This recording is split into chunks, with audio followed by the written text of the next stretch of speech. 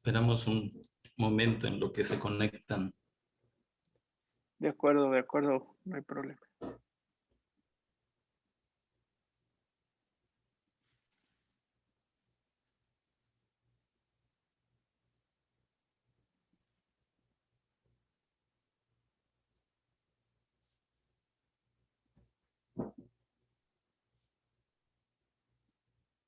Bueno, yo creo que ya. Buenas noches, muy buenas noches a todos. Gracias por su presencia el día de hoy. La Sociedad de Neonatólogos de Chiapas les agradece infinitamente su presencia el día de hoy en esta sesión. Para mí es un gusto extender aún más la invitación a las sesiones que tenemos preparadas para este año y que por este medio también vamos a estar en contacto con ustedes. Es un gusto que estén con nosotros el día de hoy. Para nosotros es muy importante la plática del día de hoy. Realmente ahorita estando comentando con el doctor, nuestro ponente, que le agradezco mucho la presencia esta noche aquí. En algún momento ojalá y pueda visitarnos por acá en Chiapas, doctor Pedro Iván Barrera Martínez, un pediatra neonatólogo muy conocido por muchos de ustedes ya. Él nos va a traer una ponencia bastante interesante sobre la eficiencia de la ventilación no invasiva en prematuros. Yo quiero acortar un poco y comentar algo sobre Chiapas, un estado donde la presencia de los nacimientos prematuros son bastante altas. Tenemos un alto índice de prematuros en nuestro estado. Y nuestro sistema de salud, que en comunidades a veces lejanas, a veces complicadas, en los hospitales donde tenemos alta concentración de pacientes, a veces es difícil que estos pacientes lleguen. Y anteriormente pensaría yo que el uso o el soporte respiratorio de esos pacientes prematuros deberían de ser con ventiladores de alta tecnología, y posiblemente eso no es lo que actualmente podrían necesitar estos pacientes a veces. A veces el utilizar sistemas no invasivos en los pacientes prematuros podrían cambiar esa mortalidad y esa morbilidad y darles una mejor esperanza de vida a estos pacientes. Es por eso que el día de hoy el doctor Pedro Iván con mucho gusto aceptó el venir esta noche a platicar con nosotros. Yo quisiera presentarlo con ustedes. El doctor Pedro Iván es un pediatra egresado del Hospital Juárez de México, del cual también tenemos muchos recuerdos de este hospital. Y él se hizo neonatólogo en el Instituto Nacional de Perinatología. Hizo un posgrado en alta especialidad en cuidados intensivos neonatales, también en el Instituto Nacional de Perinatología. El doctor Pedro Iván es maestro en ciencias por el Instituto Politécnico Nacional. Es también especialista en oxigenación por membrana extracorpórea. Y actualmente el doctor Pedro Iván es jefe de la unidad de cuidados intensivos neonatales del Hospital Infantil Privado.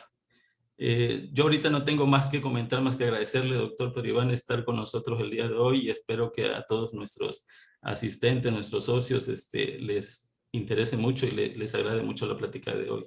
Lo dejo, doctor Pedro Iván, con los micrófonos. Muchas gracias. Gracias,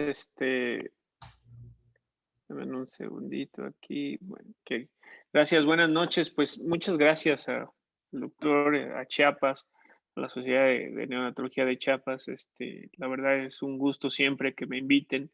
He tenido el gusto pues de ir también a Chiapas, que es muy, muy, muy bonito, y bueno, lamentablemente por las cuestiones de pandemia, bueno, lo vamos a hacer por vía online o vía internet, con Zoom, que de todos modos nos ayuda a seguir en contacto y seguir con esta educación continua. Agradezco a todos de verdad por la invitación. Un abrazo a todos los compañeros y amigos, y desde luego muy importante que todos estén bien, seguirnos cuidando y no bajar la guardia.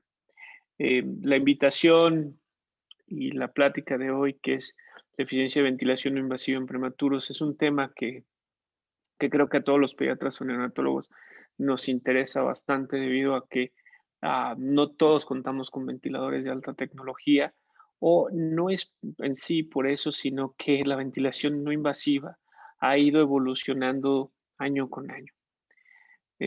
Vamos a empezar y muchas gracias a todos y si tienen alguna pregunta, pues lo vamos a estar viendo por ahí por el chat. Bueno, hay varios artículos en los cuales me guío y bueno, en lo que hacemos día con día, también en la experiencia les pongo algunos de ellos para que ustedes puedan también tomar un screenshot y pues poder ahondar más en este tema. Bueno, los prematuros, ya empezando en la plática, los prematuros tienen muchos inconvenientes para la ventilación, iniciando principalmente con la mecánica de la respiración, que puede ocasionar, vamos a ir desglosando poco a poco, la condición de los gases, que es en ellos un problema también, la función de las vías respiratorias superiores y la fisiología del prematuro. Estas 4 cosas que puse aquí en general nos dan un inconveniente de cómo ventilar a estos bebés tan pequeños. Sabemos que el bebé cuando nace prematuro, siempre tenemos un problema que es el pulmón, ¿no?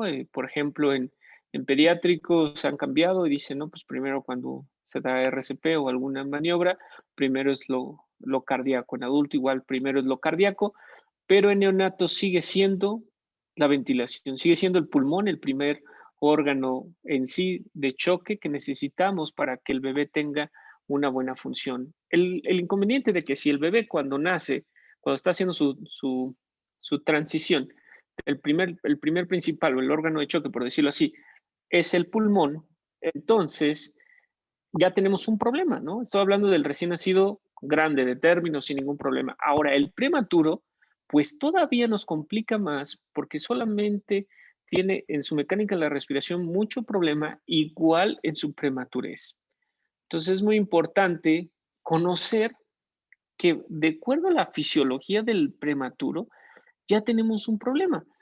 No responde adecuadamente al CO2. Generalmente el CO2, ustedes recuerdan, el centro regulador de la respiración, ustedes recuerdan cuando el CO2 está elevado, entonces nuestro cuerpo, nuestro organismo, lo que empieza a hacer es aumentar la frecuencia respiratoria. Esto ocasiona aumentar el volumen tidal, que es la entrada y salida del aire, y posteriormente estar, como lo decimos coloquialmente, barriendo el CO2, ¿verdad? Eso es lo que hace en un prematuro. Bueno, en una persona normal. El prematuro lamentablemente hace una respuesta paradójica. Si ustedes ven, empieza a elevar. De hecho, si ustedes ven a los prematuros, cuando están respirando, aquel que no tiene un problema principal, que no está intubado, vamos a hablar de eso, y entonces ven cómo está respirando, véanlos, obsérvenlos y empiezan a hacer y de repente, ¡pum!, se pausan. O sea, siempre antes de una apnea hay una respiración rápida y posteriormente hay una pausa. ¿Por qué? Porque no responden, empieza a subir el CO2 y de repente empiezan a respirar rápido, pero posteriormente se colapsan y caen en una pausa respiratoria. Respiratoria del neonato, del prematuro principalmente, es muy inmadura y la laringe se empieza a colapsar. Los músculos, tenemos fibras musculares, que llamamos fibras musculares tipo 1, se fatigan rápidamente. Entonces, el bebé por eso hace una respiración en forma rápida al inicio y posteriormente empieza a fatigar y ¡pum!, presenta una apnea. Además de la inmadurez de respuesta del centro respiratorio. Entonces, cuando nosotros vamos a utilizar una ventilación no invasiva, que quiere decir no poner o no colocar un tubo endotraqueal, debemos pensar en 3 principales cosas. Principalmente hay que pensar en que si vamos a poner un prongs o unas puntas nasales, un dispositivo para que haga la respiración, tiene que estar en forma caliente y humidificado el gas. ¿Por qué? Yo tengo mucho tiempo, aunque me vea joven, pero ya tengo mucho tiempo de neonatólogo, y me acuerdo principalmente cuando, eso estoy hablando, bueno, no voy a decir cuántos años para no quemarme yo solo, ¿verdad? Pero hace muchos años, cuando yo era residente, eh, estaba con mi maestra, la doctora Hernández, que muchos la conocen, y al mismo tiempo yo ya por ahí hacía unas guardias, no le vayan a decir a nadie, ¿verdad? Pero hacía unas guardias en el hospital, este, que también de neonato. Y entonces no teníamos ahí CPAP y no teníamos, y a veces no contaba con todas las cosas necesarias y no todos los bebés se tenían que intubar. Entonces, esto es hablando de hace muchos años, cuando todavía no había todo esto de la ventilación no invasiva, y entonces se me ocurrió ponerle unas puntas nasales. Yo sé que si ahorita digo puntas nasales, todo el mundo va a decir, ay, no, pues claro que las ponemos. Claro, pero estoy hablando, bueno, me voy a quemar un poquito. Estoy hablando más de hace 10 años cuando intenté. Entonces, digo, yo sé que algunos también ustedes lo intentaron y cuando lo puse, pues el bebé se me puso peor y terminé intubándolo. Cuando llegué y le comenté a mi maestra, le dije, oiga, doctora, pues sabe que intenté hacer esto, pues casi no les voy a decir la palabra que me dijo, ¿verdad? Pero pues me quiso decir como que no era correcto, ¿no? Y le pregunté, bueno, ya me dijo por qué, pero le pregunté cuál es el proceso, por qué no funcionó, o sea, cuál es, yo me quedaba, tenía muchas dudas y decía, pero bueno, ok, ya me dijo que no lo debía hacer, porque antes si ustedes no, a lo mejor no lo recuerdan los que estén más joven, pero antes era así, no poner puntas nasales a los bebés, a los neonatos, porque era así como, no.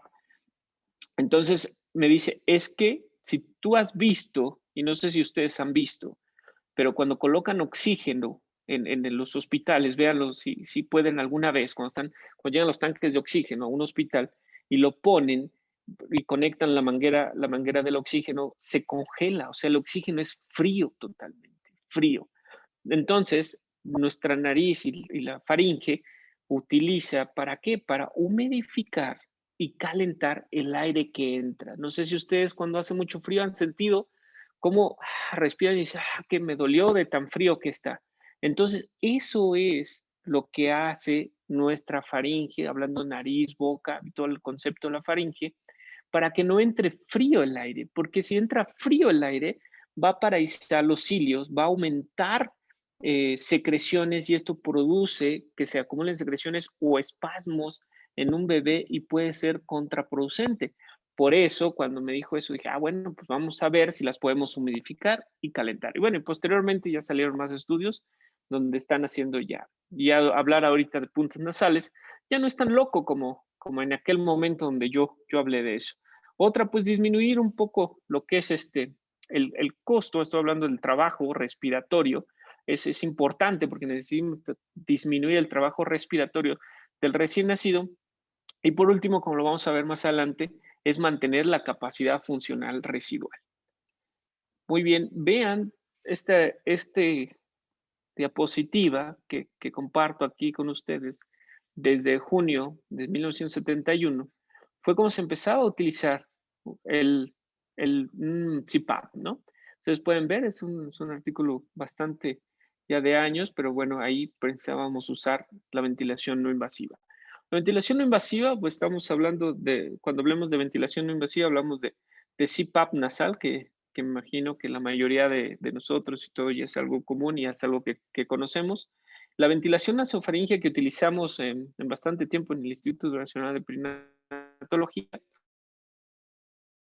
ventilación nasal, que no voy a, por cuestión de tiempo, a lo mejor no alcanzo a comentar algo ahí, y yo quisiera mucho en estar hablando sobre estos dos dispositivos, el CPAP nasal y la ventilación de puntas nasales de alto flujo, que es algo que día con día estamos utilizando.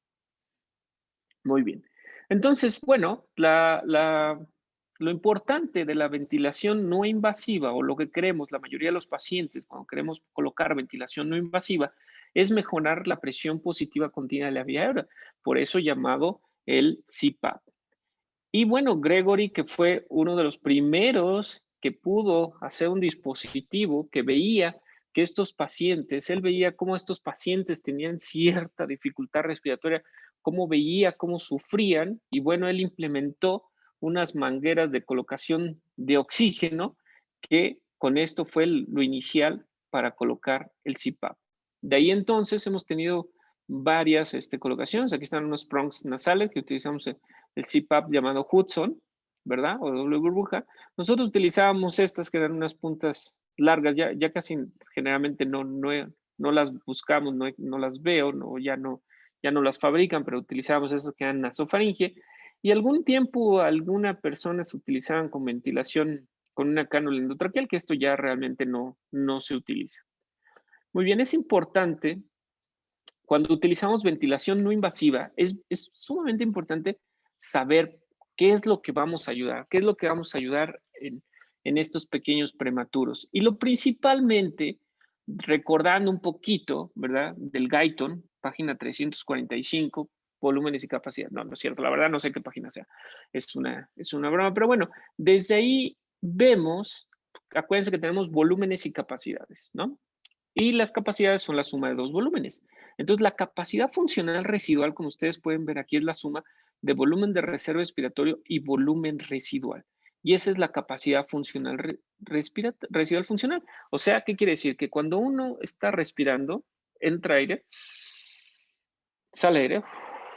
Entonces, recuerden que el volumen tidal o volumen corriente, es la entrada y salida de aire en un ciclo respiratorio. Entonces, entra el aire, saca el aire, entra el aire, saca el aire. Y bueno, de ahí dependemos, ya ustedes saben de ventilación, tenemos la compliance, de la resistencia, etcétera, diferentes cuestiones que ya las conocemos. Pero cuando uno saca todo el aire, quiere sacar todo el aire, se queda un aire dentro, que es la capacidad funcional residual, que esto nos permite evitar el colapso pulmonar. Digo, además del surfactante, pero a nivel fisiológico es mantener los alvéolos en forma con apertura.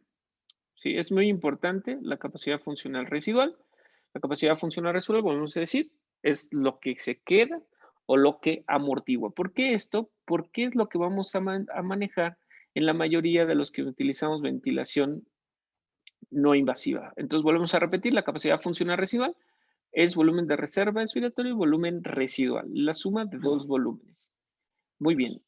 Antes de pasar a esta, quiero comentarles que entonces la capacidad funcional residual, siendo la suma de dos volúmenes, como volumen de reserva respiratorio y volumen residual, es lo que mantiene, volvemos a repetir, lo que mantiene al alvéolo abierto. Ahora bien, si entra el aire en una respiración normal, en una inspiración entra y expiración cero. Pero les digo, no podríamos sacar todo porque si no se colapsarían los alvéolos, o sea, harían un colapso alveolar. Ahora bien, entonces tenemos que dejar un poquito de aire dentro de los alvéolos. Entonces, cuando uno respira, abre la glotis, ¿no?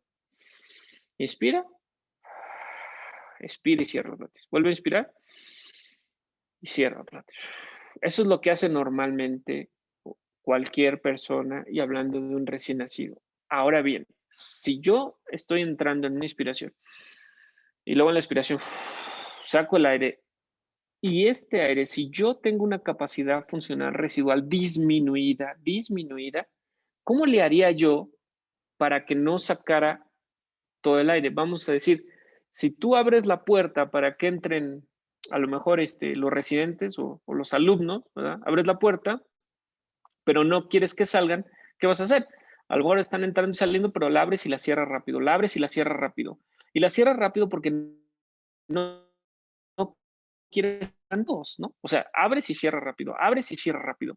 Si yo abro y cierro rápido, probablemente al cerrar rápido la puerta se escuchará un ruido, ¿no? A lo mejor rechinará la puerta porque estoy haciendo un cierre en forma rápida, o sea, un cierre rápido. Si yo hago eso, probablemente suene un ruido. Entonces es lo mismo que pasa. Cuando un bebé inspira, ahora expira, pero si yo quisiera que no se fuera todo el aire, o sea, si yo quisiera que no escapara todo el aire, cerraría muy rápido la glotis, ¿no? Entonces cerraría muy rápido la glotis, entra el aire y cerraría porque digo, no soy menso, no voy a dejar de salir todo el aire porque si no se me colapsan sus alvéolos. Entonces, al cerrar rápido, esta glotis va a haber un ruido, ¿verdad? Que ustedes, estoy seguro, que hemos escuchado ese ruido, que ¿cómo se escucha ese ruido? Es un quejido, se oye, eh, Es un quejido. ¿Y dónde es el quejido?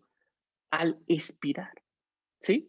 No es al inspirar. En un asmático, el paciente está, pero en un paciente que tiene la capacidad funcional residual disminuida, hace, pero es al salir porque hace un PEP fisiológico. O sea, trata de cerrar para que no se vaya todo el aire. Este PEP fisiológico y este quejido expiratorio es el que ustedes generalmente ven en un prematuro cuando nacen, no en todos, pero bueno, la mayoría que nacen empiezan, siempre dicen, empieza con datos de dificultad respiratoria y con quejido expiratorio.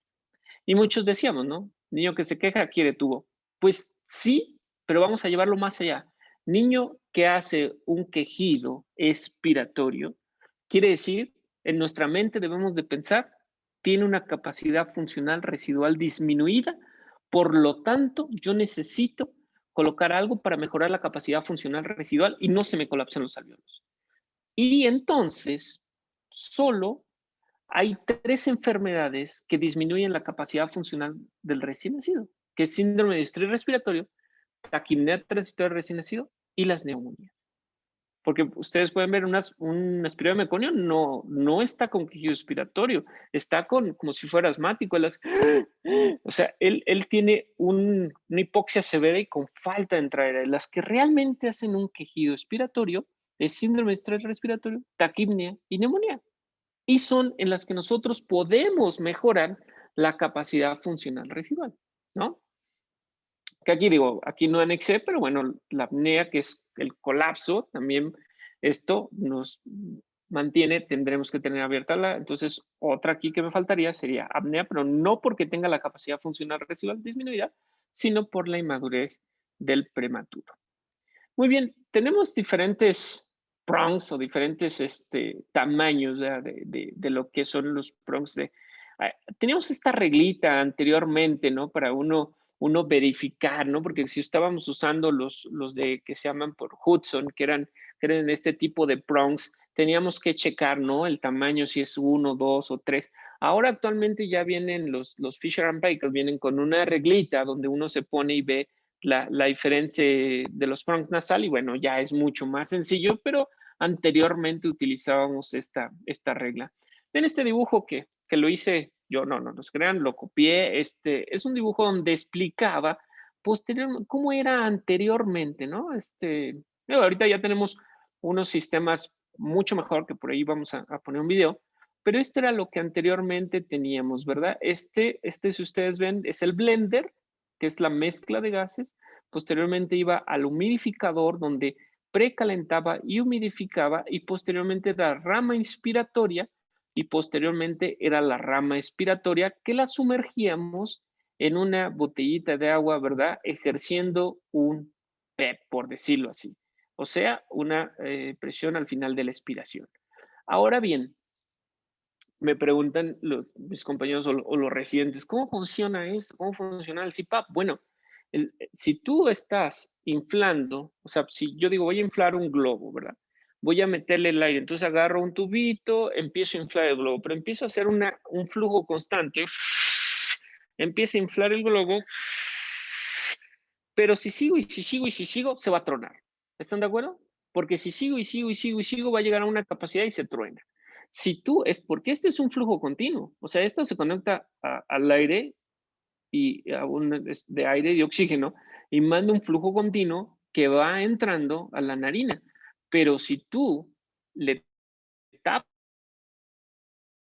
este tubo, posteriormente esto va a ir inflando, inflando, inflando hasta poder una lesión o hasta ocasionar un neumotórax. Entonces necesitamos, pues obviamente, una salida. Por lo tanto, hacemos la salida de la rama expiratoria. Y la rama expiratoria, bueno, ya dices, entonces vamos a poner otra vez el ejemplo del globo. Voy a inflar un globo, pongo y estoy inflando, pero para que no se rompa le pongo una salida. Pero si esa salida es muy grande, pues no voy a poder inflar el globo porque cada que mete el aire, pues va a desinflar y se va a desinflar por la salida. Tenía que meterle una presión. Y algo que nos servía como válvula, que no tapaba totalmente, porque si tapamos totalmente el tubo de la rama expiratoria, pues entonces se infla el globo y truena, piensen eso. Entonces hacíamos ponerle un poquito de agua para que esto solo hace una presión relativa. Y entre más lo sumergíamos, Acuérdense que entre más entras al agua, más presión hay. Muy bien. Este es ya uno más sofisticado, como muchos lo deben de tener, pero muchos todavía utilizan el Hudson. Pero bueno, aquí está el blender, como ustedes pueden ver, que aquí está valorando las fracciones de oxígeno, que puede ser 20, 30, 40, 50, etcétera. Aquí tenemos la que va al paciente, ¿verdad? Que va ya humidificada, y posteriormente no se alcanza a ver aquí muy bien, pero aquí va la de salida que entra a lo que es la parte del agua, y aquí mantiene lo que es el nivel del PEP, ¿verdad? Y este es el flujómetro que mantiene el flujo continuo del oxígeno. Entonces, bueno, pues usted ya, así era como lo colocábamos antes. Obviamente, no sé si ustedes me comentarán si todavía hay en algunas partes que todavía seguimos colocando la botellita, pero en unos ya viene el CPAP. Importante que cuando colocamos la botella, pues bueno, teníamos que poner el nivel de agua aquí y empezar en 0 para cuantificar, ¿no? Pero bueno, me imagino que ya la mayoría ya tenemos dispositivos. Muy bien. Entonces, bueno, el CPAP en un prematuro, a pesar de que, como yo les enseñé en el artículo que se inició con Gregory y posteriormente lo retomó el doctor Wong. Acuérdense que el doctor Wong empezó a usar el CPAP en los prematuros desde inicio, desde que nacían. Y entonces ahí en Columbia, en Nueva York, como que siempre hacían un network, una red, y todos llegaban y mandaban su estadística y decían, bueno, ¿cuántos pacientes prematuros tenemos? No, pues tantos. ¿Cuántos hicieron displasia broncopulmonar? No, pues tantos. Y entonces les sorprendió que donde estaba el doctor Wong, perdón, había bajado un poco la displasia broncopulmonar, y se quedaron como, ¿pero por qué? ¿No? ¿Por qué? Y bueno, hasta cuando fueron, de hecho no creyeron esos datos, fueron a verlo, y cuando dijeron, pues, ¿qué es lo que estás haciendo diferente? Bueno, él había retomado el CPAP, que actualmente yo sé que muchos ya el CPAP no lo ven como algo novedoso o nuevo, pero ahí fue cuando empezó a funcionar. Bueno, ¿qué es lo que hace el CPAP? Como yo les comentaba, el CPAP mantiene la capacidad funcional residual aumentada. Además, feruliza lo que es toda la vía aérea, y esto mantiene abierto. ¿Por qué? Porque acuérdense que el prematuro es tan lábil, lo que es, bueno, son muy flácidos, lo que es esto, y sus fatigas respiratoria. Entonces tienden a colapsarse la vía aérea muy rápido. De hecho, doblan, ustedes lo han visto, un bebé dobla tantito su cuello y te hace una apnea. Entonces, el CPAP feruliza y mantiene mejor volumen y aumenta la extensibilidad, ¿no? Obviamente lo usamos en taquipnea transitoria, ustedes lo han visto, donde disminuye la frecuencia respiratoria, también conserva, ahorita vamos a comentar algo del surfactante, y disminuye, bueno, lo voy a comentar aquí, y disminuye el edema alveolar. ¿Por qué razón? Cuando un bebé nace prematuro, el alveolo, como puede tener hablando de la fisiología donde se pueden colapsar, pero además tiene un déficit de surfactante, entonces el alveolo empieza a colapsarse, ¿no? ¿Qué pasaría si yo ahorita digo, no los tengo ahí presentes, pero si yo los tuviera ahí presentes a todos y les digo, a ver, empiecen a aplaudir, y ustedes empiezan a aplaudir, no sé, que aplaudan unas 100 veces, después de que aplaudan 100 veces, les digo, a ver, véanse cómo están las manos. ¿Y cómo van a estar las manos? Las manos van a estar rojas e inflamadas. ¿Por qué? Porque tanto golpe va a producir un edema y una inflamación. Entonces, imaginen que cuando el prematuro nace y tiene un déficit de surfactante, si no lo ayudamos, él va a empezar a colapsar los alveolos como si estuviera aplaudiendo, y entre más tiempo pase, más edema va a tener, y ese edema entonces va a tener más problema porque empieza a producir exudado, y entonces nos empieza a complicar la ventilación y conservar el surfactante. ¿Por qué conservar el surfactante? Bueno, por ejemplo, en los niños que son prematuros, obviamente, ustedes saben que tienen la tensión superficial aumentada, y entonces tienen un déficit de surfactante. Entonces, con nosotros como neonatólogos, digo, un paciente prematuro, se ve que tiene síndrome de estrés respiratorio, tiene una radiografía con SDR, entonces, bueno, intubamos, ponemos surfactante y puede mejorar, ¿verdad? Una vez poniendo el surfactante, rompe la tensión superficial, evita el colapso alveolar y mejora. Entonces, la pregunta es, si el surfactante mejora porque disminuye la tensión superficial y esto abre los alvéolos, ¿por qué no le estamos pasando surfactante todos los días? ¿Por qué solo usamos una dosis o 2 dosis, no? Y ya lo dejamos. ¿Por qué no estamos todos los días poniendo el surfactante? ¿Por qué? ¿Por qué la gente no dice, vamos a ponerle y otra vez, y otra vez, y otra vez? Porque solo necesitamos, si ustedes se acuerdan de la ley de Laplace, nosotros solo necesitamos abrir inicialmente el alvéolo, porque recuerden que el surfactante se reabsorbe, se recicla. O sea, es más inteligente la naturaleza que nosotros, ¿no? Él sí recicla, nosotros no reciclamos nada. Él sí recicla. Entonces dice, yo, no hay bronca. Tú nada más ábreme tanto y yo voy a reciclar mi surfactante. Entonces, si tú pones a un bebé con un CPAP, le disminuyes el que se esté golpeando, disminuyes el edema, mantienes abierto la capacidad funcional residual, él va a seguir y va a iniciar a producir su surfactante poco a poco y va a seguir recirculando y pues puedes ponerle inicialmente y después él va a ir recirculando su surfactante, como lo vamos a ver más adelante.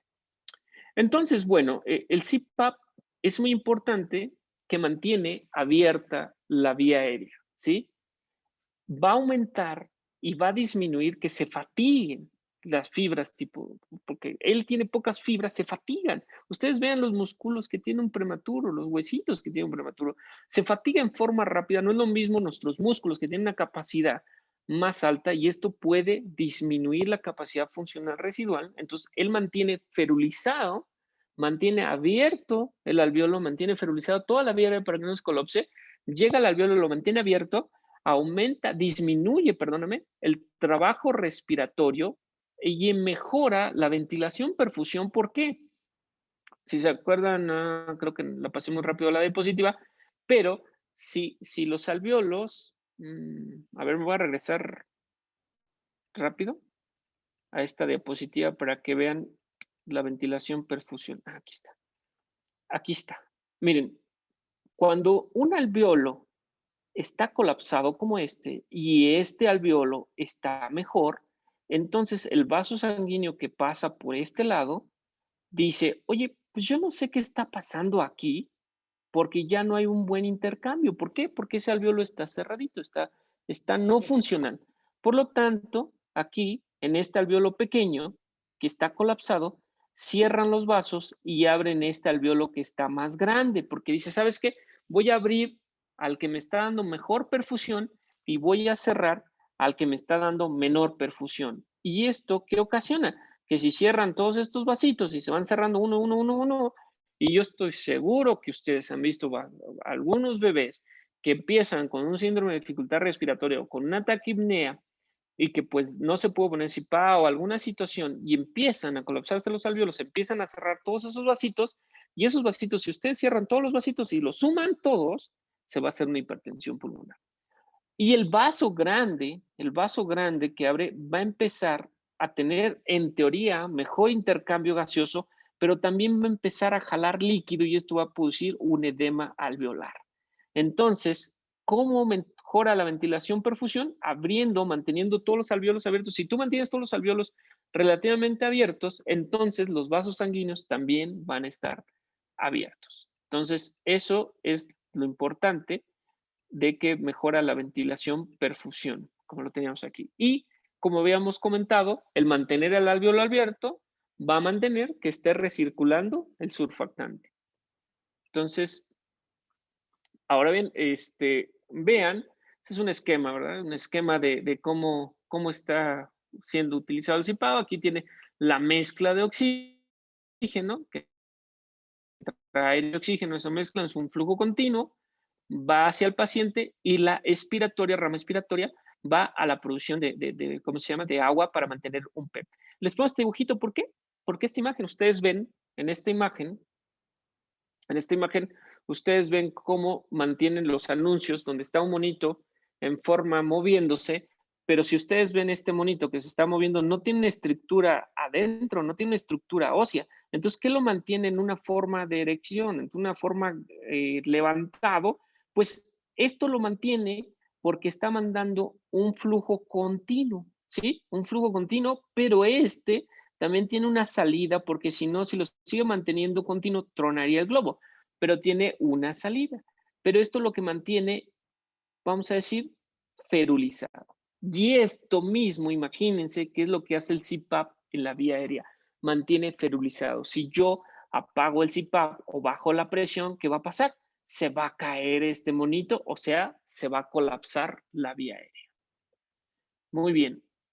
Hay diferentes estudios que ya han visto ahora, porque nosotros usamos, ustedes no sé si lo han utilizado, pero hay un CPAP que era como convencional o que lo poníamos al ventilador, y el SUPAR que se llama bubble o de burbuja, y decían, bueno, ¿cuál será mejor, no? O sea, el convencional, que es un flujo continuo, que es CPAP, o sea, es una ventilación con CPAP porque está manteniendo con el ventilador un flujo continuo, pero no está sumergido en agua. Y el bubble, que es el de burbuja, ese sí está metido en agüita, ¿no?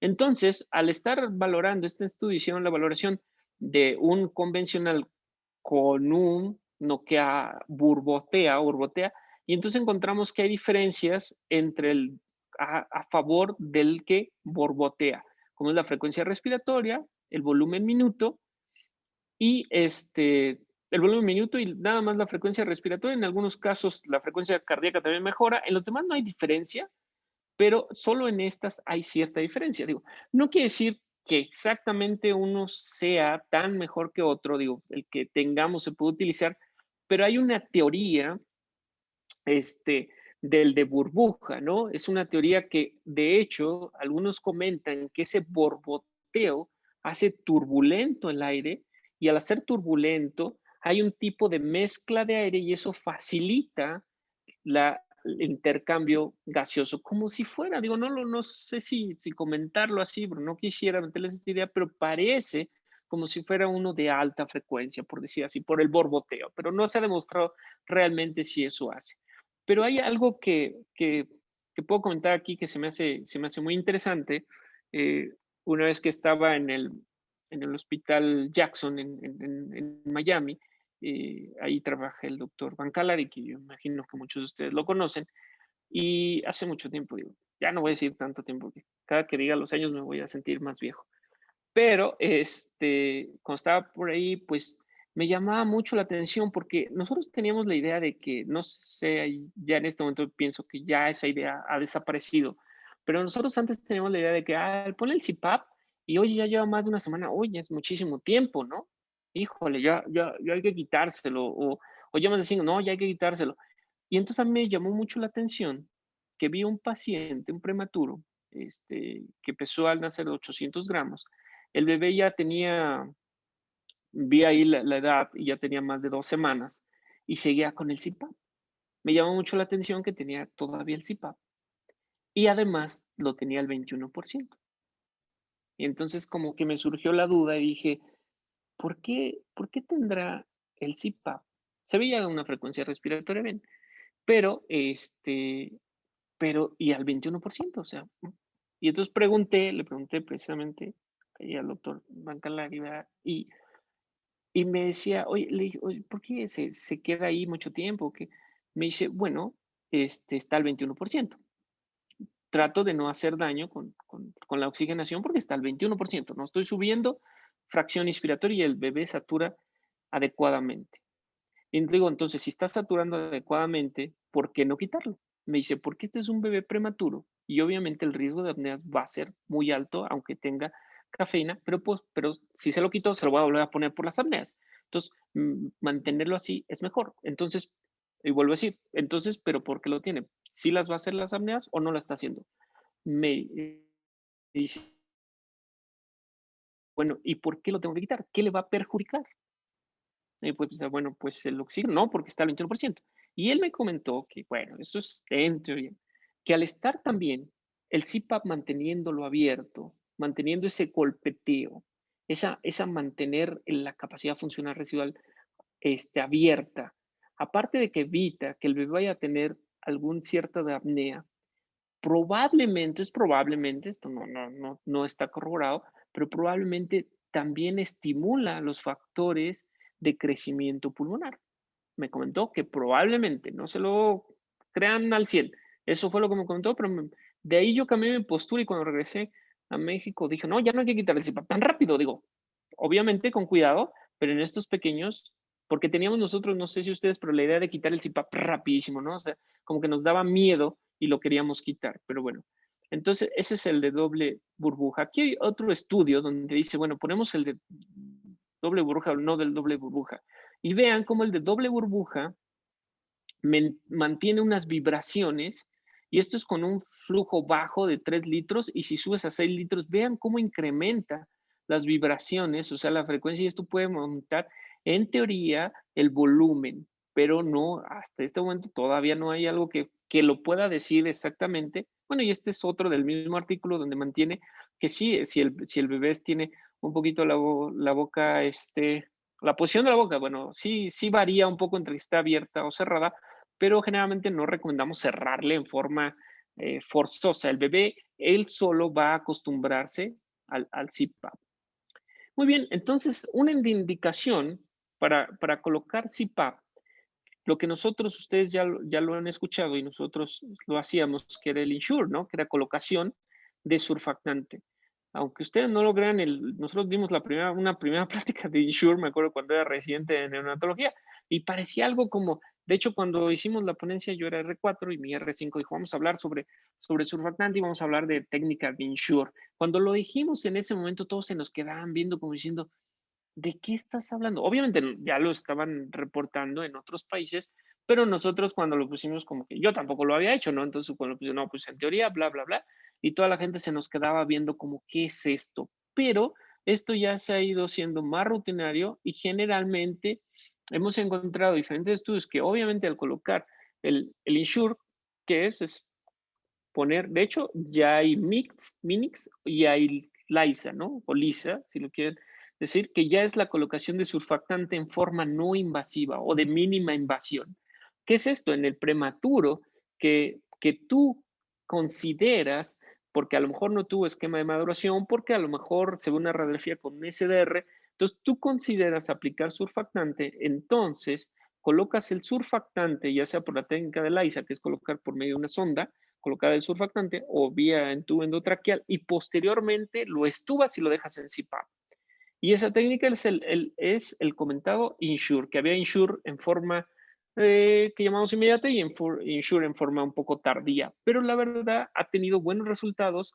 ¿Por qué? Porque en este caso, esto nos ayudó muchísimo a todos nosotros, porque ya en un momento no era tan necesario, ojo, tan necesario tener ventilación mecánica, ¿no? Decías, el niño está prematuro, tengo un CPAP, tengo surfactante, pues aplico surfactante y mantengo al niño en CPAP con buenos pues resultados.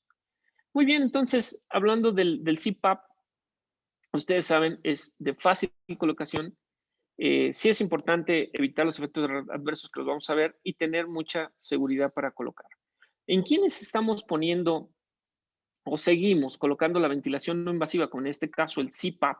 Bueno, lo ponemos en prematuros que tienen síndrome de dificultad respiratoria. Mucho depende de si vas a hacer el Ensure o no vas a hacer el Ensure. En taquimia transitoria del recién nacido, ustedes saben que ponemos CPAP con mucha, con buenos resultados en apneas y posteriormente, ya es algo muy cotidiano, estubar al paciente y dejarlo en CPAP. Generalmente hablando de los prematuros. Muy bien. ¿Qué riesgos tiene? Bueno, el riesgo que tiene es que puede dejar lesiones nasales, lesiones cutáneas. La distensión abdominal no les puse aquí el artículo, pero revisé algunos artículos donde realmente hay un artículo, de hecho, donde colocaron CPAP y estuvieron viendo la distensión gástrica y la pudieron medir. Aunque no es tanto la distensión, aún así, sí se distiende, entonces hay que tener un poco de cuidado, pero no es una distensión en forma abrupta o en forma que implique algún riesgo. Y posteriormente lo que más nos da miedo, obviamente, es la fuga aérea o neumotórax. Yo estoy seguro que a muchos de nosotros nos da miedo el CPAP porque dice, es que nos va a hacer neumotórax. Y sí, bueno, tiene un riesgo de hacer neumotórax, pero un día le preguntaron al doctor Wong que por qué, que si era riesgoso hacer neumotórax, un CPAP. Y él comentó, el problema no es realmente el CPAP, porque si ustedes regresamos, mm, si ustedes comentamos y decimos, acuérdense que tenemos una presión transpleural, ¿verdad? Que es en contra de la presión que vamos a hacer hacia afuera, haz de cuenta que esa presión es hacia adentro. La presión, si nosotros sacamos la presión transpleural, que mucho varía si es prematuro o es recién nacido de término, pero puede llegar a ser de 10 a 12. Entonces, generalmente, para poder romper esa presión transpleural, yo tendría que meter un PEP de 10 a 12. Entonces, mucho ojo, no vayan a decir, el doctor me dijo y ya le vamos a poner, no. Solo estoy comentando que tendría que tener mucho PEP para producir realmente un neumotórax. Y entonces, eso comentaba el doctor Won, y entonces le comentaban, entonces, ¿por qué hacen los neumotórax? Y él preguntó, bueno, ¿cómo pones el CPAP? Y dijo, no, pues yo lo pongo así, así. Y la mayoría que hacían neumotórax, ¿por qué creen que era? Una, porque estaba colocado mal técnicamente, y otra porque estaba frío, porque no estaba humidificado y no estaba precalentado. Entonces, si ustedes meten, vuelvo a repetir, el CPAP frío, va a paralizar los cilios. Si ustedes paralizan los cilios, no se van a mover las secreciones. Ustedes se acuerdan que tenemos cilios en toda la vía aérea, ¿verdad? Y estos cilios van haciendo un movimiento que sirve pues para ir arrojando las secreciones lo que hay ahí, vaya. Entonces, si el frío, ustedes acuérdense que todo el frío paraliza, ¿no? O sea, de hecho, te da frío y hasta tus vellitos se ponen ahí, así, paralizados, ¿no? Entonces, imagínense si se paraliza toda la vía aérea, se pueden ir acumulando secreciones, se puede paralizar mucho todo el flujo de aire y esto puede ocasionar un neumotórax porque estás atrapando el aire. Entonces, el neumotórax es mucho ocasionado si es que están poniendo con una mala técnica el CPAP. Y la otra, eso voy a hablar como doctor ya pues con experiencia.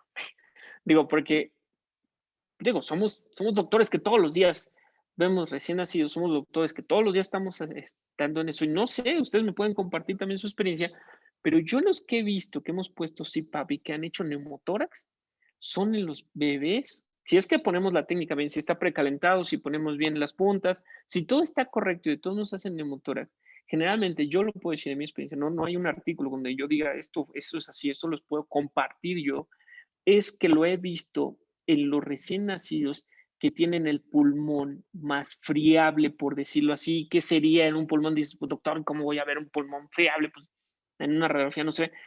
Estoy comentando en estos pacientes que tienen cierta, como una neumonía, que se ve con muchos datos de dificultad respiratoria, que no mejora con el CPAP. Entonces, en ellos probablemente tengan más riesgo de hacer el neumotórax. Pero eso les comparto que es en la experiencia. No he visto como un artículo que diga, mira, si tiene esto, no lo pongas. No.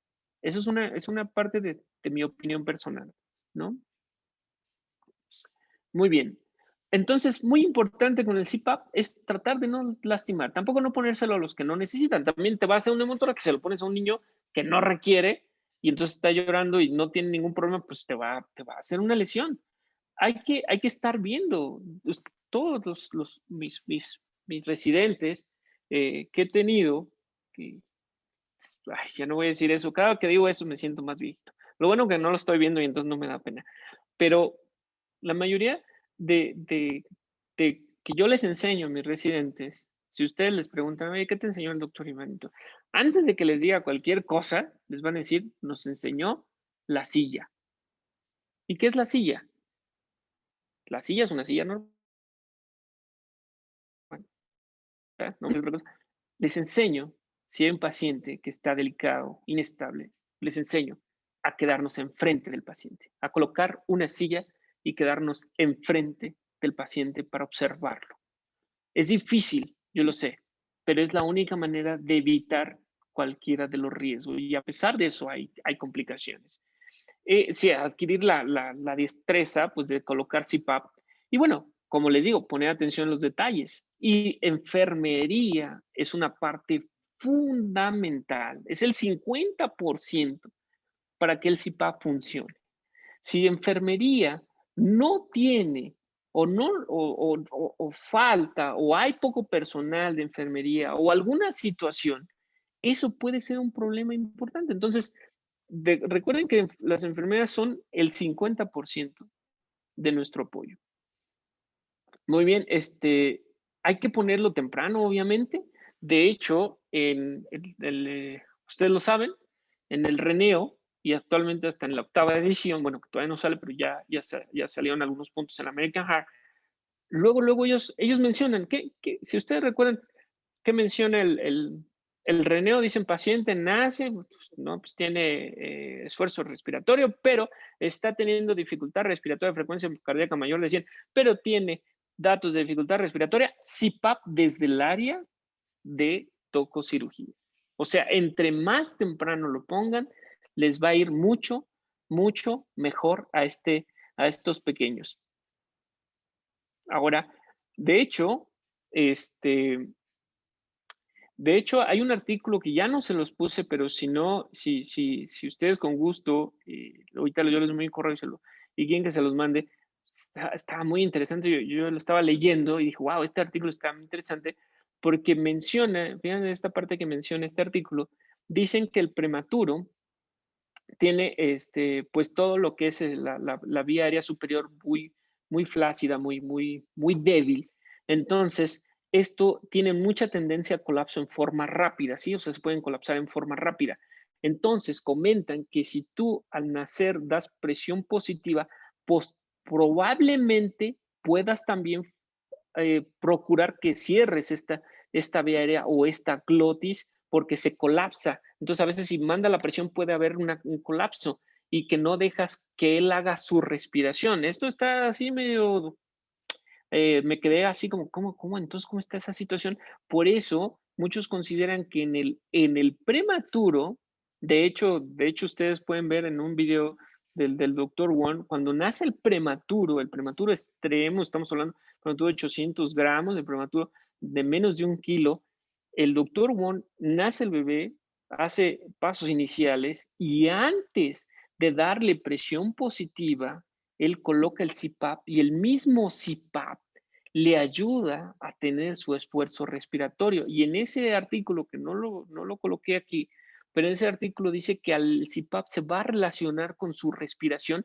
y eso va a evitar el colapso y mejora en vez de nosotros hacer una presión, porque a veces hacemos, o a veces con nuestra adrenalina le ponemos a un prematuro, estoy hablando del prematuro, en una adrenalina tapamos tanto la boca y eso, y en la presión positiva, o le damos tanto, y ahí hay más riesgo del neumotórax que lo que estamos haciendo. Déjenme, voy a leer aquí, por ejemplo, hay unas preguntas, perdónenme, voy a tratar de... ahorita la pongo al último, la de la botellita, para que ustedes vean y me comentan, es falso que hacen... digo, voy a tratar de leer las preguntas al último, pero aquí de todos modos la estoy leyendo, con todo gusto. Muy bien, entonces, muy importante es ver los signos vitales, obviamente, del recién nacido. Y vean, esto casi nadie lo ve. Nosotros de verdad ahí tratamos de ver todo. De hecho, cuando estaba de residente, yo le dije ahí a mi maestra, le dije, ¿sabe qué? Yo quiero rotar en inhaloterapia. Y todos me vieron como cara de loco, así de que, pues, ¿qué te pasa? Pues, ¿qué quieres hacer?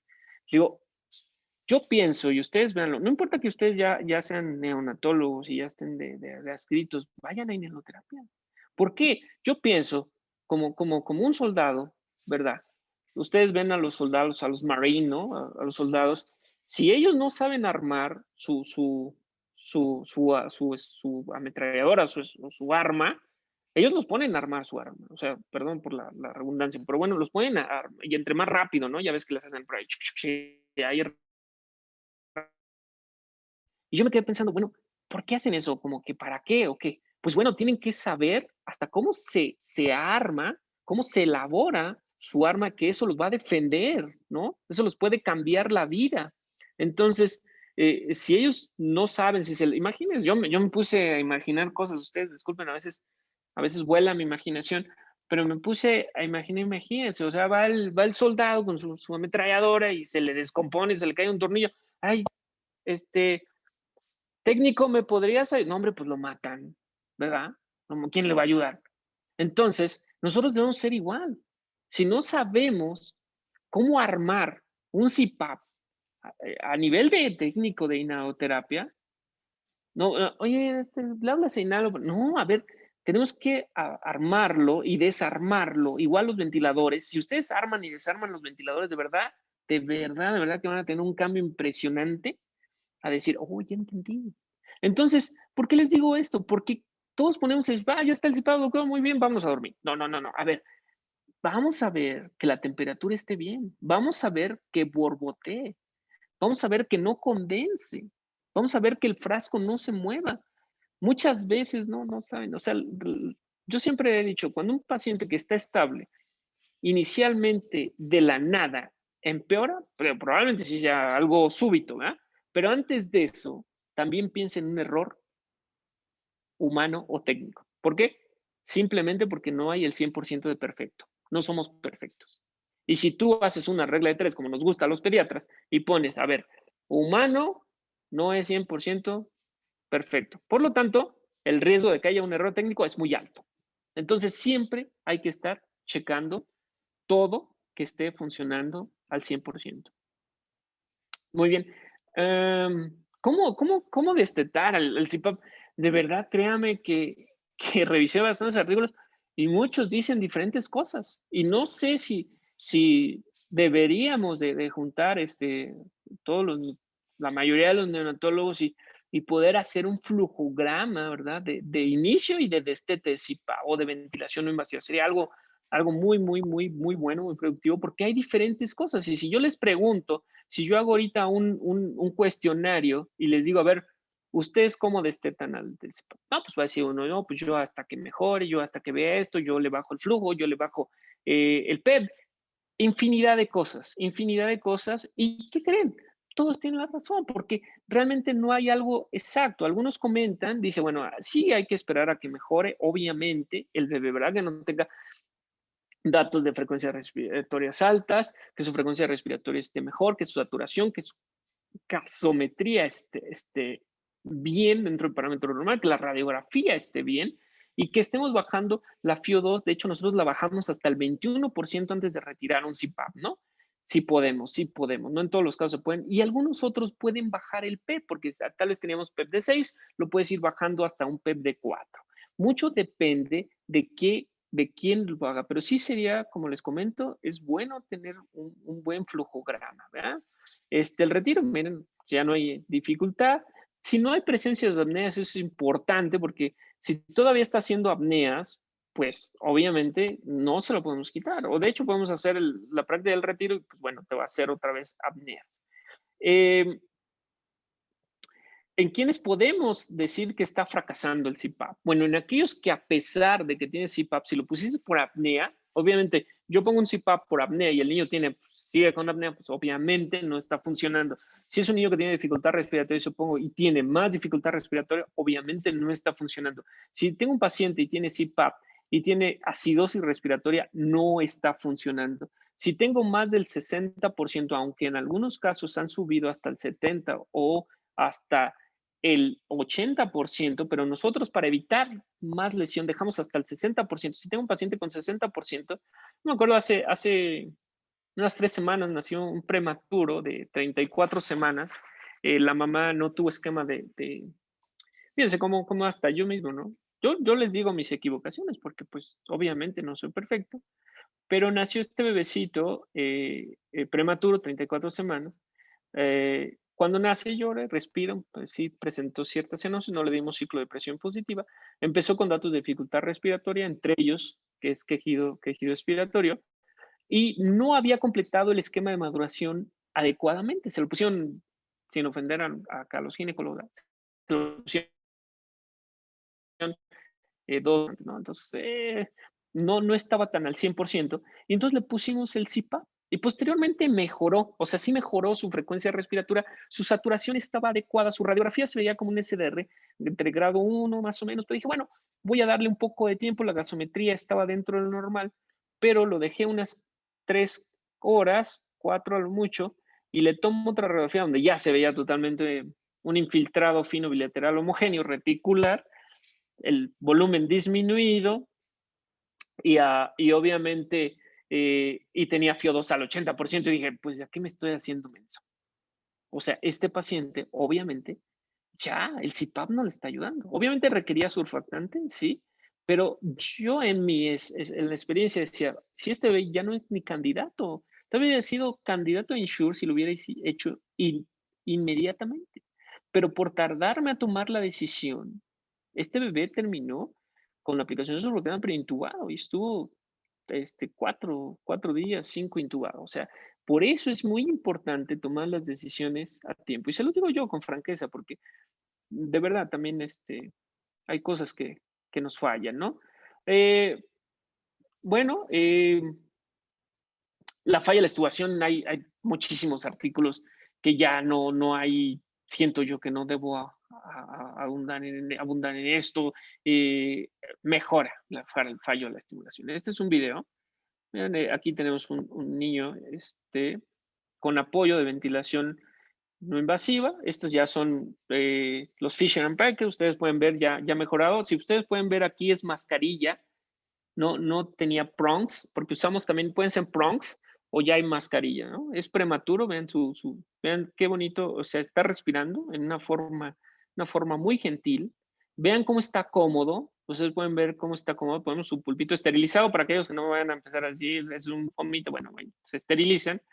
Aquí está, vean, teníamos un PEP de 5, o un CPAP de 5, más bien dicho. Aquí está borboteando, vean, es importante que esté borboteando, ¿sí? Está borboteando, de hecho se escucha el borboteo, ¿sí? Es importante, aquí está el blender, lo teníamos, vean, 30%. El flujo, no lo movemos, nosotros no movemos tanto el flujo, nosotros el flujo no lo detectamos. Su saturación, de hecho, nos estábamos pasando, ustedes disculpen, ¿verdad? Pero estábamos ahí y su frecuencia respiratoria bien. Entonces, es un niño con un CPAP, ustedes lo pueden ver, en excelente condición con mascarilla, ¿verdad? Es un ejemplo de algunos. Y bueno, por último, y para no hacer esto más largo, otra cosa que yo creo que muchos de ustedes ya han utilizado, que son las puntas nasales de alto flujo. Las puntas nasales de alto flujo se han utilizado en forma cada vez más frecuente, pero hay diferentes artículos y todavía les quise poner estos en principio, porque todavía hay artículos que dicen, bueno, le pongo el CPAP o las puntas nasales de inicio, o sea, cuando nace, y aunque no hay una diferencia tan significativa, pero sí hay mejor resultados con el CPAP inicialmente que con las puntas de alto flujo. Todo esto muy puede ser también porque todavía son diferentes los dispositivos de puntas de alto flujo y todavía no hay un estudio que diga, lo hice con Vipoter, vamos a decirlo, porque tienes que hacerlo con el mismo. Si hubiera un estudio de, yo utilicé Vipoter en todos los prematuros menores de 30 semanas y a todos les puse tanto flujo, porque es muy variado el flujo, porque puedes poner 2, puedes poner 3. Entonces, tal vez ahí tendríamos mejores resultados, pero hasta el momento, y como dice el Reneo, yo me apoyo en eso y apoyo de alguna evidencia, todavía las puntas de alto flujo no están tan demostradas que sean originalmente en una forma inicial como es el CPAP. Sigue habiendo, aunque no hay una diferencia entre favor de hay tendencia, pero no hay una diferencia clara de qué es mejor entre uno y otro, pero vuelvo a comentar, siento que los estudios todavía no han sido concluyentes porque ha habido mucha variedad en este tipo de pacientes o en la muestra, pero ustedes pueden ver, no hay una diferencia, es importante ponerla y hay diferentes estudios, aunque vean, como por ejemplo en este otro, bueno, esta es a la estubación. En la estubación también hay bastante tendencia a colocar CPAP, pero bueno, las puntas de alto flujo no están de todo mal porque tienen cierta tendencia. Ahora, las puntas de alto flujo, nosotros usamos, creo que tengo un video por ahí adelante, nosotros usamos el Vipoten, donde ya es así, touchscreen, todo el rollo, y es un poquito más controlado. Cuando estaba, ¿cómo no grabé hubiera sido súper bonito o interesante haber grabado cómo me regañaron la primera vez que usé puntas nasales. De verdad casi me corrían del hospital, así de, ¿qué estás haciendo? Y yo así como, pues, ¿qué hice, no? Pero vean, ahora ya es algo normal y ya todos me dicen, ay, es normal. Pues sí, pero a mí casi me corrían por haber utilizado puntas de alto flujo, pero también porque no estaban bien puestas, ¿no? O sea, eran correctos, o sea, no estaba haciendo las cosas adecuadas. Pero bueno, las puntas de alto flujo actualmente tienen que ser humidificadas, precalentadas de preferencia, y se utilizan diferentes flujos. Podemos iniciar desde flujos de 2 hasta un máximo de 6 de flujo. Algunos artículos reportan 8, nosotros no hemos utilizado 8, pero sí puede ser de 2 a 6. De hecho, cuando estábamos en el instituto y estábamos utilizando puntas de alto flujo, tratamos con la técnico Charito, que es parte maestra, segunda parte de maestra en inhaloterapia, tratamos de medir con un baumanómetro externo. No era lo indicado, tendríamos que haber hecho un pletismógrafo para poder ver bien la presión que daba, pero tratamos de ver cuánta presión podría generar el flujo que le estábamos poniendo, y realmente las presiones que mantenía, aunque era externo y es muy difícil saber si era muy confiable esta información, pero se daban presión, ¿eh? Daban presión las puntas nasales de alto flujo. Entonces hay que tener mucho cuidado con las puntas de alto flujo, y de hecho algunos doctores en, en parte de Europa, en algunas partes, y en unas partes no les gustan mucho las puntas de alto flujo porque dicen, como están los prongs nasales, dicen que tú no sabes cuánta presión le estás metiendo y puede también estarse chocando en el tabique nasal y esto puede generar más presión. Pero no obstante, ya las hemos utilizado. Entonces, ustedes pueden ver, aquí hay algunos estudios con algunas diferencias entre utilizar este es el CPAP, donde tiene estos beneficios que mejora lo que ya sabemos, mejora la ventilación perfusión, mejora la oxigenación, mantiene la capacidad funcional residual aumentada, reduce obviamente las atelectasias, decrementa el trabajo respiratorio, ¿verdad? Y bueno, ¿qué riesgos tiene? Bueno, una lesión de trauma, algunos síndromes de todos modos y distensión gástrica. Las puntas nasales de alto flujo, bueno, ¿qué tienen? Bueno, son aceptables y vean, es raro lo que comentan, pero dicen, ¿saben qué? Aparte de las puntas nasales de alto flujo, lo que les gusta es que es muy fácil manejar por parte de enfermería y de médicos y también para el familiar, ¿no? Es mucho más fácil manipular a un bebé con puntas de alto flujo. Y obviamente que las puntas de alto flujo tienen menos riesgo de lesionar el tabique nasal y las narinas que un CPAP. Y obviamente tenemos nasal mandatoria, intermitente mandatoria, y bueno, este es otro que no lo hemos manejado en México, por eso no lo quise comentar, que es el NAVA, pero bueno, posteriormente sí lo han utilizado, nosotros todavía no, en pediátricos lo hemos utilizado. Y bueno, la nasal intermitente sería, lo importante nasal es que se tuviera sincronizada, ¿no? O sea, que se pudiera sincronizar. De mismo modo, acá hay varios estudios hacia abajo que ustedes pueden ver cómo hay la diferencia entre colocar ventilación de alto flujo con CPAP. Y a pesar de eso, hay poco la diferencia entre uno y otro. Y la verdad, en general, no ha cambiado nada en la displasia broncopulmonar o en los días de ventilación. Y vuelvo a comentar, en todos los estudios lo que dicen, mira, entre usar CPAP y entrar puntas nasales de alto flujo, es que no hay una diferencia estadística entre displasia, entre días de ventilación, sino en menos lesión a nivel nasal, ¿no?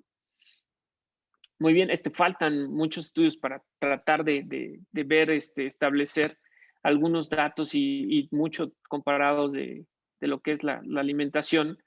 Y bueno, las recomendaciones es las puntas de alto flujo es una alternativa también para la extubación, con mucha precaución en prematuros, porque el prematuro, debido a su capacidad más bien a su fisiología, puede ser no muy apta para un prematuro, estamos hablando de menores de un kilo en la extubación. Bueno, también es una alternativa por los efectos adversos. Aquel bebé que si tú tuviste CPAP y ya tiene lesiones, de hecho me habló un compañero que tenía un niño con CPAP y que ya sangraba la nariz, bueno, la alternativa, poner puntas de alto flujo, muy importante ahorita que estamos con el apego, con piel. Digo, aunque con CPAP, la verdad que también se puede manipular, también se puede la mamá y ponérsela piel a piel, pero bueno, con las puntas de alto flujo es mucho, mucho más sencillo hacerlo. Y bueno, hasta este momento todavía no hay una evidencia muy sustentable para saber si la vamos a poner de un inicio. Bueno, aquí hay un flujograma que puede ser aceptable, que es para las puntas de alto flujo. También hay que tomar en cuenta que si estamos poniendo altas, aunque aquí le ponen 8 litros, pero yo la verdad no hemos utilizado hasta 6 litros. Y bueno, puede ser que si esto no mejore, miren, por ejemplo, ellos dicen no mejore, puedes cambiar a CPAP de 7 a 8 o considerar la intubación. Si me pregunta a mí, lo he intentado, hemos intentado poner puntas de nasales de alto flujo y de repente vemos, híjole, no funciona y le ponemos CPAP y miren, les voy a ser sincero, si pongo puntas de alto flujo inicialmente y no mejora y luego le pongo el CPAP, no tengo una estadística fidedigna, pero no todos mejoran. O sea, la verdad que el que ya no mejora con puntas nasales de alto flujo, con un flujo de 6, y les vuelvo a repetir, no he usado yo hasta 8, la verdad, pocos pacientes van a mejorar con un CPAP. Y bueno, si mejoran, pueden irle bajando el flujo y mantener al paciente en puntas nasales de alto flujo. Bueno, como puntos importantes, no hay una evidencia de puntas de alto flujo que sea diferente a las demás ventilación nasal, no hay una evidencia de manejar flujos superiores a 8 litros por minuto, no hay una evidencia. Vuelvo a repetir, no me he manejado yo 8, me he manejado 6. Creo que en un paciente sí hemos manejado 8, pero no me acuerdo muy bien. No quisiera comentarles algo que no recuerdo. No sabemos si todavía utilizar puntas de alto flujo en displasia broncopulmonar sea lo mejor, y todavía no hay un consenso real para saber cómo vamos a quitar estas puntas de alto flujo, y evidentemente faltan estudios, y los invito a que utilicen, podemos hacer un estudio. Es importante porque hay poco, aunque se utilizan muy frecuentemente, de hecho ya se han ido utilizando más por la facilidad de utilizarlas. Aquí vamos con un video. Aquí un bebé, es un bebé grande, ¿verdad? Es prematuro tardío. Entonces aquí tenemos puntas de alto flujo. Esos son los prongs. Y sí, aquí tenemos, este es el Bipoter. Tiene ahí 65 de FIO2, 4 litros, ¿verdad? Está un poquito alta la FIO2, pero bueno. Mantenemos frecuencia respiratoria de 58-49, 75. Bueno, está un poquito taquicardio. Y bueno, este es un paciente. Aquí tengo otro paciente. Aquí están sus puntas también de alto flujo con el dispositivo. Obviamente estaba aquí porque se jalaba, ¿verdad? Las puntas de alto flujo. Aquí es un bebé más estable. Vean cómo tenemos 30%, 4 litros por minuto, 36 de temperatura. Aquí el FIO2 está aquí en 30%. Saturando 90, 58 de respiratoria, y pues está en una forma más estable, ¿no? Bueno, aquí es una evidencia, un poquito más rápido, que es muy importante mantener, bueno, la utilización de puntas de alto flujo han sido, si miran, se introdujeron en el 2002 y de ahí han ido cada vez más utilizándose, ¿no? Aquí hay un esquema que puede servirles de guía, ¿no? Cómo podemos utilizar el flujo, vean, manuales de 1500, de 4 a 6 litros, en uno de 500, 5 a 7 litros y de 6 a 8 litros. Estar viendo la FIO2, la frecuencia respiratoria, que es importante estar viendo, y bueno, el destete lo puedes ir bajando, 0.5 o a 1, dependiendo, hasta retirar las puntas de alto flujo. Este es uno de los no, guía, digo, no, hay diferentes artículos, pero me gustó porque estaba en forma sencilla. Aquí mismo contestan que más de 8 pues, está raro y todavía no hay poca evidencia de utilizar. Yo, la verdad, no recomiendo todavía de 8. De hecho, lo que más he utilizado, vuelvo a repetir, a 6. En algunos pacientes puede ser que sí hemos utilizado 8. Bueno, bueno, faltan estudios realmente, lo que dice esta diapositiva, no es de tanta importancia. Estos son algunos artículos que pueden ustedes checar. Hay algunos otros que ya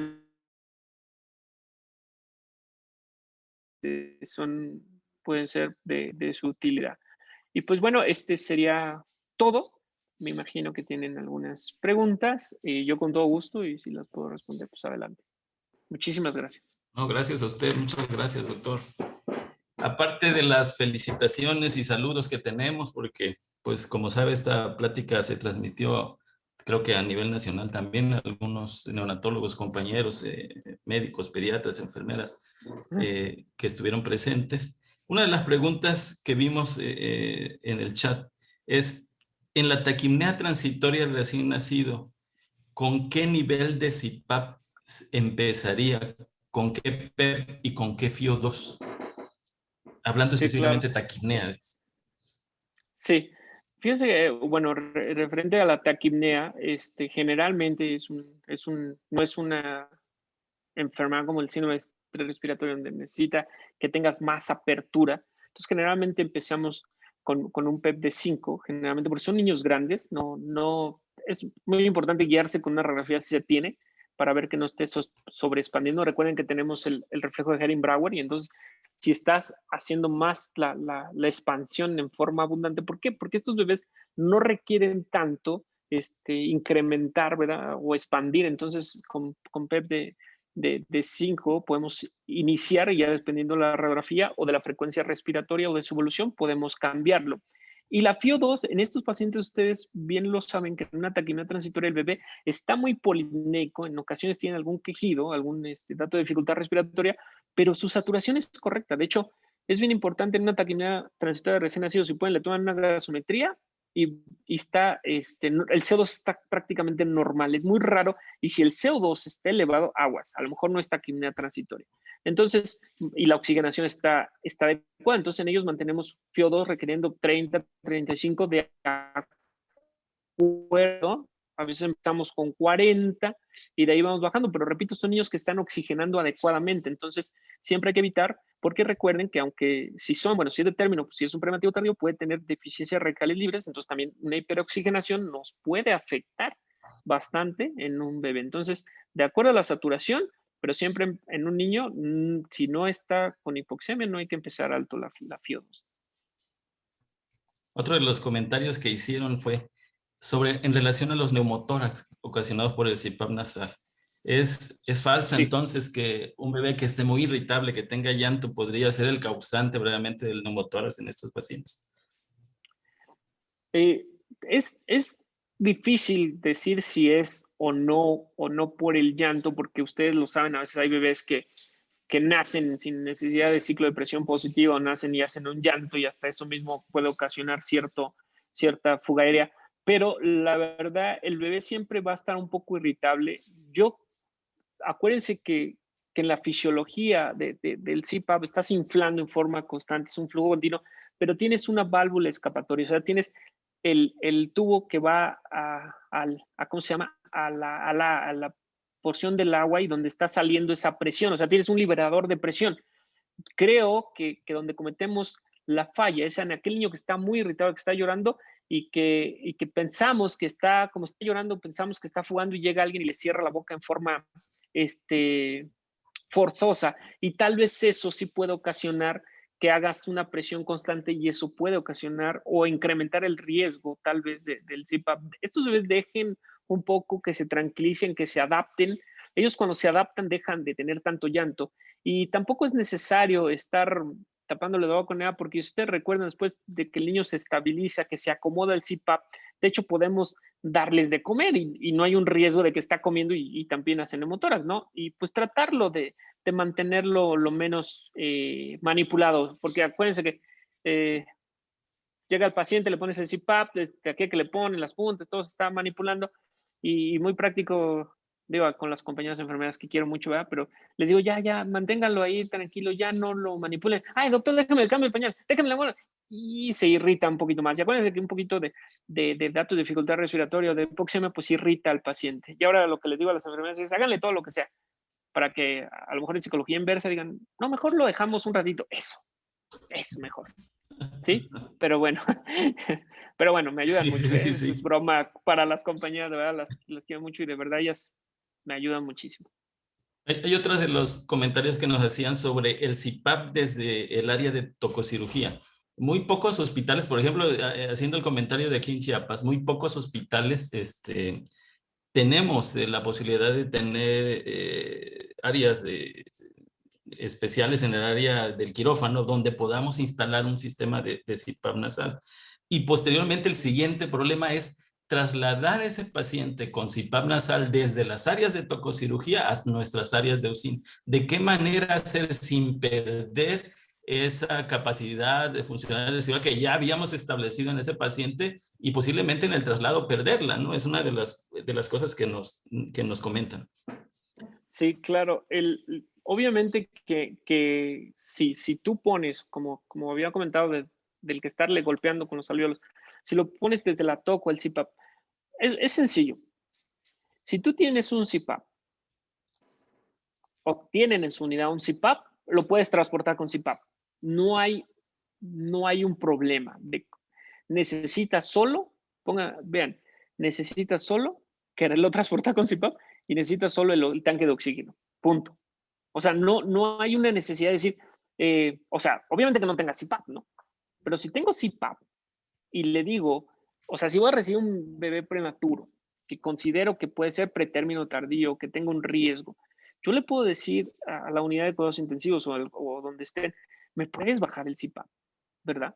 Y si te pueden bajar el CPAP y se lo colocas, de verdad que el transporte no es, pegas la botellita, hay un lado, pones ahí y te lo llevas. No es difícil realmente el transportarlo con CPAP. Ahora bien, si complica, si no hay toda esa disposición, porque pues, también puedo entender lo que es difícil en diferentes hospitales, pues lo subo inmediatamente. Digo, lo ideal fuera mantenerlo. Y la otra es utilizar la pieza en T como CPAP, ¿no? Esa sería otra alternativa. Si tenemos pieza en T, pero yo creo que es más fácil tener CPAP que pieza en T. Pues sí puede ser. Otra de las preguntas fueron comparar la ventilación nasal, comparando la ventilación nasal y el CPAP nasal, ¿qué parámetros de entrada utilizamos posterior a la extubación? Nos refiere en relación a ambos. Ok. Una es ventilación nasal y otra es puntas nasales de alto flujo, nada más para saber cuál de las dos, porque ventilación nasal sí la hemos utilizado, que es igual usar los prongs, pero conectado al dispositivo del ventilador y el ventilador cicla y todo, ¿eh? Eso es Sí, ventilación sí. nasal. No la toqué en esta presentación, pero digo, también la utilizamos. Pero si es ventilación, hay que decir, si es ventilación nasal de alto flujo y CPAP, bueno, entonces mucho depende de inicialmente sacamos al bebé, por ejemplo, sacamos al bebé, si es un prematuro que tuvo dificultad respiratoria por SDR, etcétera, y lo vas a sacar, realmente lo sacamos con un PEP de 6. Realmente a menos que esté muy sobreexpandido, pero sacarlo con un PEP de 5, pues no te va a ayudar mucho porque acuérdate que tiene un tubo endotraqueal y una ventilación que le estás apoyando y está manteniendo al pulmón abierto. Y este bebé, a pesar de que ya mejoró su enfermedad, su neumonía, su SDR, pero todavía es prematuro y tiene mucho colapso, mucha tendencia al colapso, es mucho mejor sacarlo con un PEP de 6. Y en puntas nasales de alto flujo podemos sacarlo de acuerdo al peso, pero podemos sacarlo en flujo de 4 o 6, dependiendo mucho también del peso, pero entre esos valores. ¿Las puntas convencionales funcionan como puntas de alto flujo? Las puntas convencionales realmente es desconocido, voy a decirlo así, porque realmente, pues realmente es desconocido. El problema de las puntas nasales convencionales son dos cosas. Una, que no las podemos precalentar ni humidificar. Si se pueden precalentar y humidificar, ya llevas una buena parte y ya pueden ser como puntas de alto flujo a pesar de que sean convencionales. Y la otra es que el flujo varía mucho, no es lo mismo, mucho ojo que bueno que hacen esta pregunta, no es lo mismo tener puntas nasales de alto flujo, así como tal, con un sistema de Vapotherm, donde tú puedes estar muy bien dosificando los flujos de 1, 2, 3, 4, que puntas convencionales, porque puntas convencionales una va al 100%, recuerden, porque no tienen blender, o sea, tú lo estás conectando al dispositivo de oxígeno y te está dando un 100%, y la otra es que el flujo puede variar, y ahí si le estás poniendo 1, 2, tal vez tú le pongas 1 y tal vez no le estés dando 1, porque el Vipoter mantiene, es como un dispositivo que llega el flujo de la toma de oxígeno y dice, espérame, detente aquí, ahora voy a sacar el flujo que me están pidiendo. En una toma, en el tanque, de hecho, en el tanque todavía puedes valorar más si es 1 o 2 litros. En la toma que está pegada a la pared, probablemente 1 no es 1, probablemente son más. Entonces hay que tener mucho cuidado y yo les puedo decir que en puntas convencionales mantengan flujos bajos, ¿no? Porque no sabemos cuánto le está dando realmente. Una de las preguntas es, una vez que se establece el bebé con la ventilación no invasiva, independiente de la que se utilice, ¿en qué momento iniciar la alimentación de estos pacientes? Ok, la alimentación no hay, se inicia igual en cualquier paciente también que esté intubado o paciente que esté con ventilación no invasiva. Si tiene las condiciones adecuadas, si no tiene riesgo de enterocolitis, el paciente esté estable, nosotros vemos mucho, pero esto que les voy a comentar es en lo que hacemos nosotros, en mi opinión, vaya, no en algún artículo en especial, pero por ejemplo nosotros valoramos mucho el lactato, ¿no? Entonces, en un paciente, si tenemos un lactato adecuado, si el bebé está estable, si hemodinámicamente está estable, si no importa si son a las 24 horas, pues le damos a las 24 horas. Sino, entre más pronto le des la alimentación, es mucho mejor para un bebé. Entre que coma más rápido es mucho mejor. No hay una contraindicación de que diga, ya, ay, se las acabo de poner. No. O sea, si tienes una estabilidad respiratoria y tienes, te digo, nosotros valoramos mucho el lactato está bajito, 1.5, estamos, ¿por qué? Porque ahora si tienes NIRS, nosotros tenemos NIRS, ¿no? Si es NIRS y el NIRS está perfecto a nivel gástrico, pues oye, le podemos dar sin ningún problema, ¿no? De hecho, los niños grandes, hasta por succión, ¿no? Con CPAP y están ahí succionando, sin problema. ¿Utilizan ustedes algún protector nasal para evitar las lesiones en la nariz? Eh, Había quitado la diapositiva que antes la tenía, que usamos Duoderm, que es que le hacen el cochinito, le llaman, ¿no? Que ponemos es un poquito de Duoderm que le pone aquí para evitar. Sí, sí lo utilizamos, sí seguimos utilizando, pero hay que tener mucho cuidado con el Duoderm porque el Duoderm puede sí mantener muy hermético aquí y esto puede aumentar más la presión, ¿no? No tiene una escapatoria. Si tienes unas puntas nasales bien puestas, o sea, bien de buen tamaño, no hay fuga, pues no es necesario, pero sí lo utilizamos. O sea, sí, la verdad que ahí no hay una indicación. Es raro y es una buena pregunta esta, porque si ustedes revisan artículos, información, y no te dicen, ponles dudar, ¿no? O sea, no lo ponen así, pónselo. Es por evitar las lesiones, pero si tú mantienes, vuelvo a repetir, todo adecuado, no es necesario que te vaya a hacer una lesión, pero si lo quieres poner, adelante, tampoco estoy en contra. Una de las últimas preguntas que dicen es, ¿todo paciente con dificultad respiratoria en sala de partos debe aplicarse el CPAP nasal? Fíjense, eso también es una excelente pregunta y lo tiene el, el reneo, o sea, y el flujograma de la octava edición así lo estipula. O sea, si no requiere que le dices presión positiva o sea, si responde, si no es requerible la intubación, pero tiene datos de dificultad respiratoria, si desde el reneo te dice, aplícale CPAP.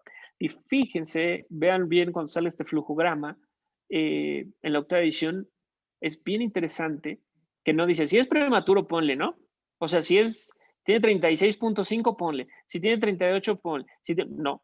Si el bebé tiene frecuencia cardíaca arriba de 100, ¿verdad? Tiene esfuerzo respiratorio, pero empieza con datos de dificultad respiratoria, la opción es colocar CPAP. O sea, no te dice en quién.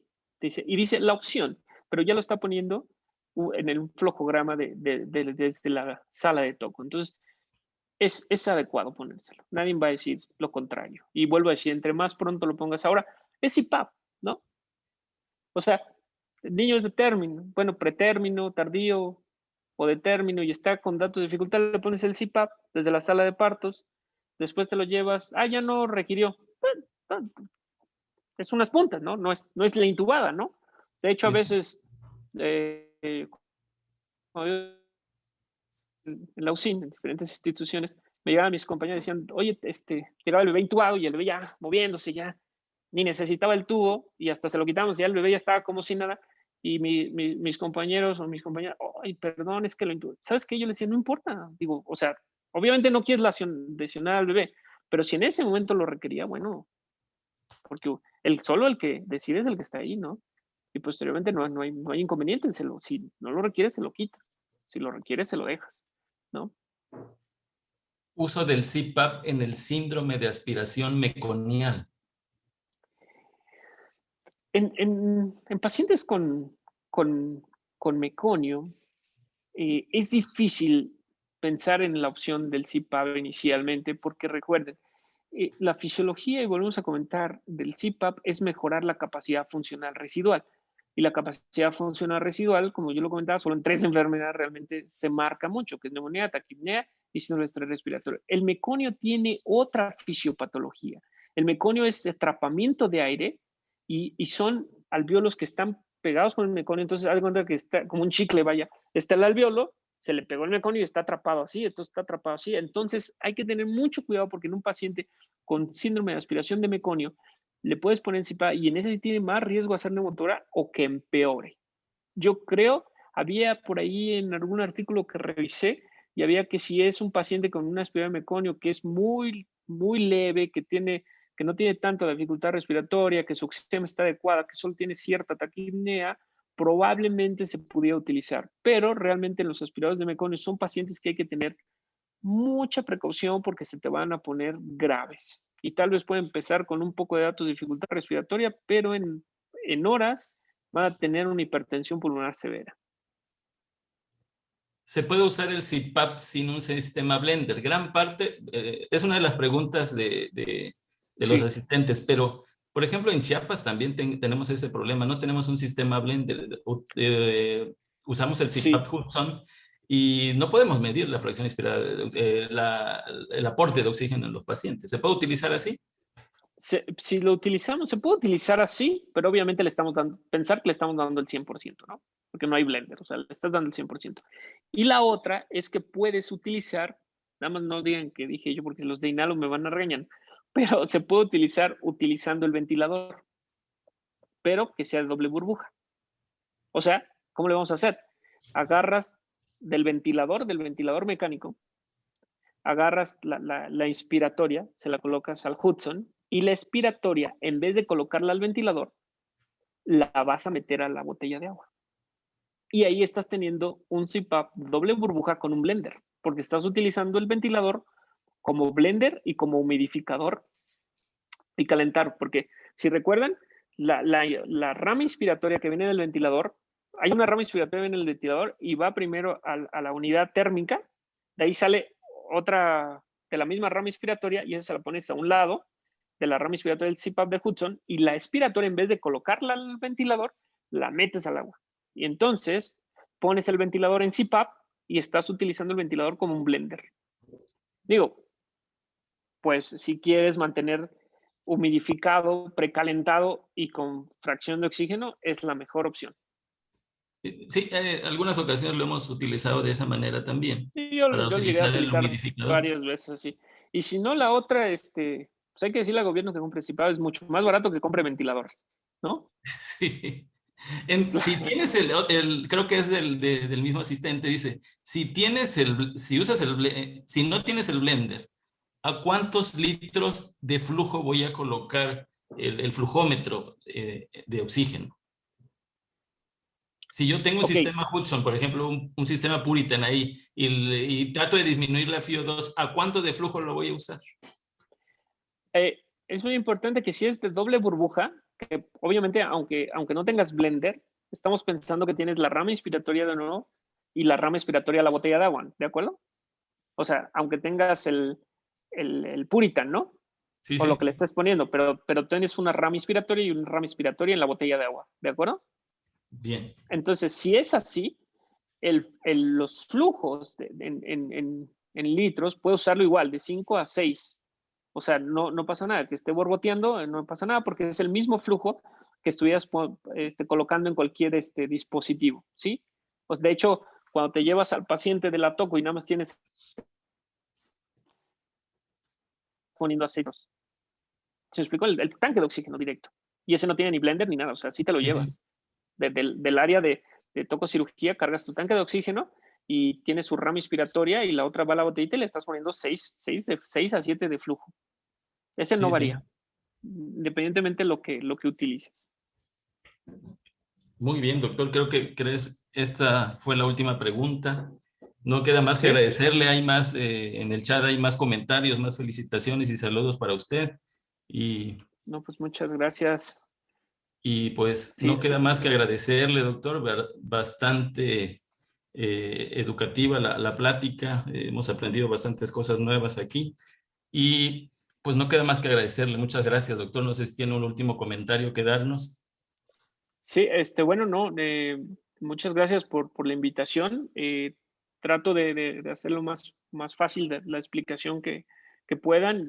Les tengo dos comentarios últimos. Uno, de verdad, péguense si tienen inhaloterapia, péguense con inhaloterapia. Es importante saber todo eso técnico. Y la otra, no dejé aquí mi correo, pero se lo mando ahí a usted, doctor, y ahí lo puede Muy bien. distribuir con todo gusto, de verdad. Me mandan un correo, a veces tarda un poquito en contestar, pero con todo gusto les contesto si tienen alguna duda. Por mí, excelente, o que quieran que les mande algún artículo, también excelente, ¿no? Y pues y no me queda más que agradecerles a todos el tiempo y la disposición de la invitación. Gracias, doctor. Muchas gracias. La Sociedad de Neonatólogos les agradece su presencia el día de hoy. Les hace la invitación para que el día 13 de este mes nos acompañen en una plática sobre surfactante y técnicas de aplicación. Los esperamos también, creo que en este mismo horario y de esta misma manera, ahora en esta nueva modalidad de realizar las actividades académicas. Muchas gracias, doctor Pedro Iván. Gracias. Muchas Nos gracias, despedimos de gracias a todos. todos. Hasta luego. Gracias, un Hasta abrazo, luego todos. Chiapas. Gracias. Muchísimas gracias. Gracias.